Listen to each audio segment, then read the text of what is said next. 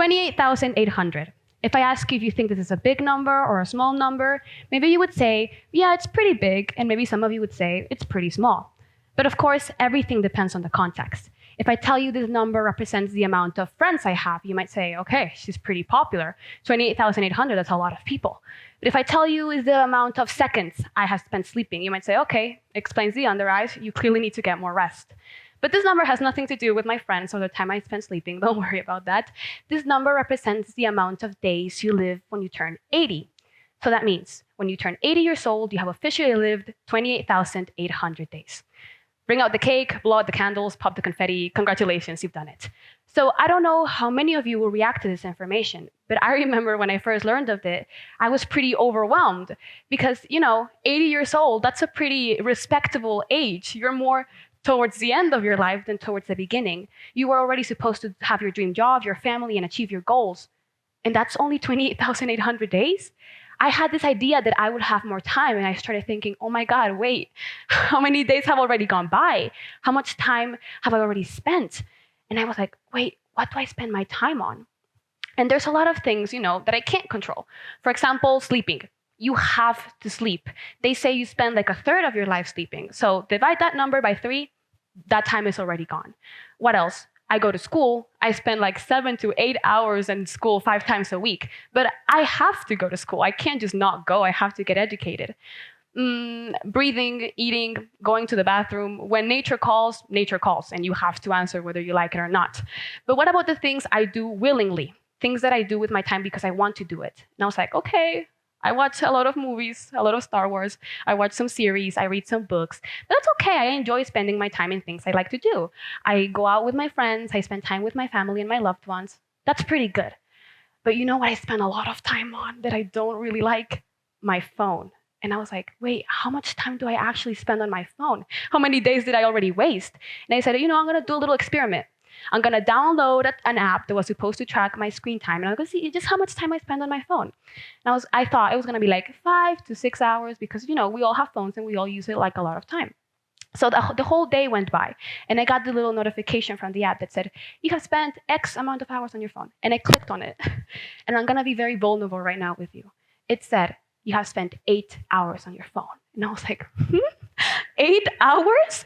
I spend less time sleeping. What do you mean I spend 8 hours on my phone on this little black box? Doing what? And then I went into the app and it shows you the little statistics on what you spend your time on. And I was like, okay, 30 minutes on Spotify. I'm okay with that. 20 minutes on Classroom, 10 minutes on Google, 40 minutes on WhatsApp. That's things that I have to do because your phone is for your personal use, for school, for entertainment. I'm okay with that. What I wasn't okay with was the apps that I used the most, which were, of course, Instagram and TikTok. It said that I had spent an hour and a half on Instagram, and I was like, okay. And then another hour and 20 minutes on TikTok, and I was like, okay, not okay. This isn't good for me. I didn't even notice because I didn't even remember what the last TikTok I saw was about. And I spent an hour on it? What do you mean? So I was like, okay, this isn't good for me. I'm going to set a timer on the apps. You can go to the apps, go to settings, screen time management, and put like a little timer. That will get me under control. I put 30 minutes on Instagram, 30 minutes on TikTok. I thought it was pretty good. Together, I have an hour of entertainment on my phone. I think that's great. So the next day, I went about my life. I was walking around, and I popped out my phone. I went to Instagram. Of course, what else am I going to do? And I was, the usual. Story, reel. Like something next. And then the little notification appeared. You have spent 30 minutes on Instagram. Do you still wish to continue? Now, and I was like, well, I shouldn't. But 5 more minutes won't hurt. Yes, I wish to continue. And the exact same thing happened with TikTok. I was watching like, get ready with me to go to whatever the thing they go to. And I was like, the notification appeared. You have spent 30 minutes on TikTok. Do you still wish to continue? And I was like, yes, let me finish my video, please. So again, by the end of the day, I got the notification again, and it says, you have spent 8 hours on your phone. And I was like, okay. So I have no self-control. I clearly can't do this. And extreme situations require extreme solutions. So I decided, you know what? I'm just going to delete the apps. I'm going to see what happens.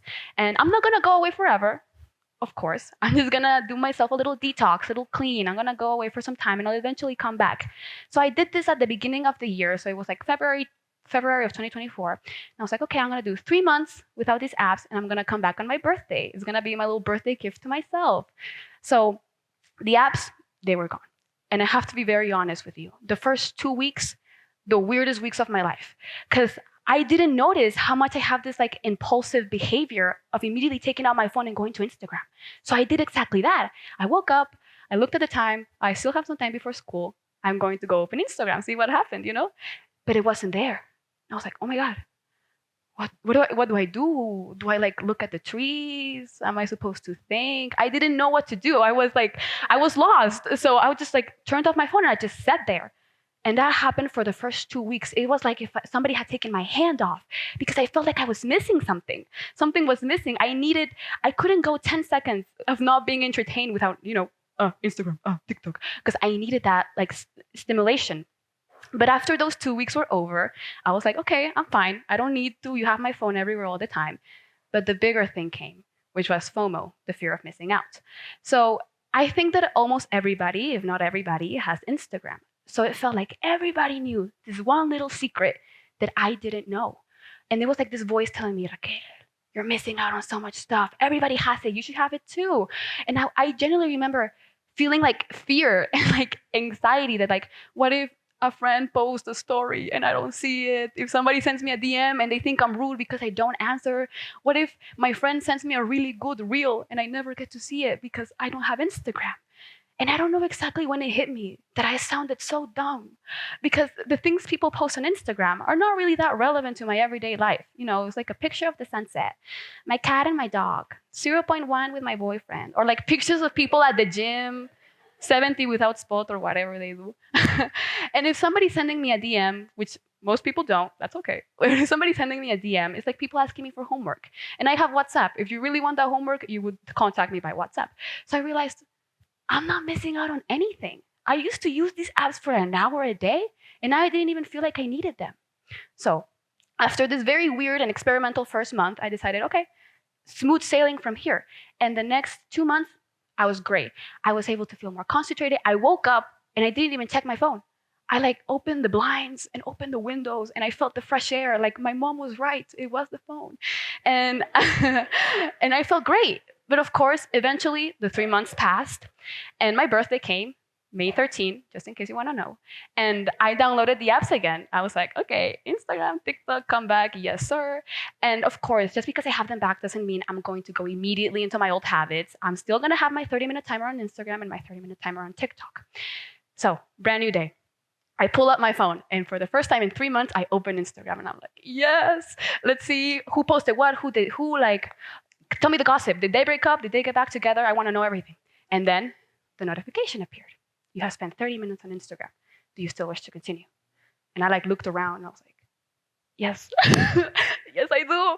And I kept going. And the exact same thing happened with TikTok. I was watching a video of, is it real or is it cake? I don't even know what I was watching. And the notification appeared. You have spent 30 minutes on TikTok. Do you still wish to continue? Yes, of course I do. I think I do. And I carried on. And by the end of the day, the glorious notification came again. It said this time I had spent 6 hours on my phone, which, yes, I did reduce my time. But when I didn't have Instagram and TikTok, my phone time was like 2 hours, maximum 3.